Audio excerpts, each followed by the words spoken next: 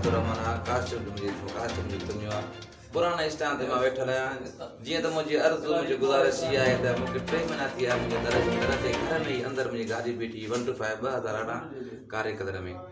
उन time SHO हुयो अब्दुल गफूर छुटो सिविल लाइन थाने जी हद ई मुंहिंजी गाॾी दुरुस्ती मां वटि साईं राति जो गाड़ी मां बीहारी आहे। सुबुह जो मां नमाज़ पढ़ियो आहे मुंहिंजी गाॾी बीठी मां मोटी आयुमि त मुंहिंजी गाॾी कोन आई।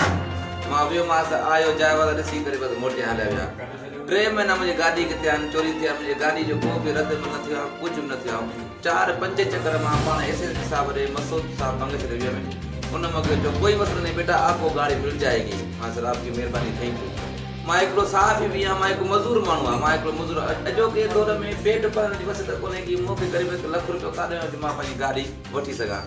उनजे करे मुंहिंजी इहा ई गुज़ारिश आहे मुंहिंजे SSP साहब खे DSP कलना साहब खे जेके आला जेकी आहिनि इदारा आहिनि उनखे इहा ई मुंहिंजी गुज़ारिश आहे त मूंखे पंहिंजी गाॾी मूंखे रिटर्न कजे मूंखे गाॾी पंहिंजी मोटी मिले। अॼु ॾींहं ताईं मुंहिंजो को बि रद्द अमल न थियो आहे।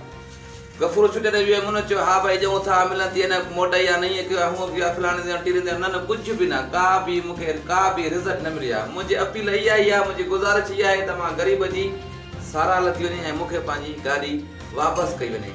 महिरबानी। मां कायदे प्रेस क्लब जो सीनियर नायब सदर आहियां।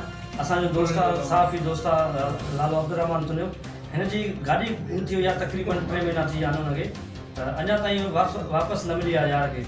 त बराए महिरबानी असांजे SSP साहब खे DIG लाड़काना साहब खे ऐं ॿिया जेके आला उहिदेदार आहिनि उन्हनि खे गुज़ारिश आहे त हिन ते अमल कयो जीअं असांखे गाॾी मोटाए ॾियो। अदरवाइज़ असां कायदे प्रेस क्लब जे प्लेटफॉर्म तां एहतजाज जो दाइरो वधाईंदासीं। इन जे करे बराए महिरबानी असांजे दोस्त जी 125 मोटरसाइकिल आहे उहो बराए महिरबानी वापसि कराई वञे जेतिरो जल्दी थी सघे। ई सूरत में असां रोड ते निकिरी ईंदासीं पंहिंजो एहतजाज रिकॉर्ड कराईंदासीं। महिरबानी। हक़नि जी हासिलात लाइ सिर्फ़ मुंहिंजी सिंध न्यूज़ चैनल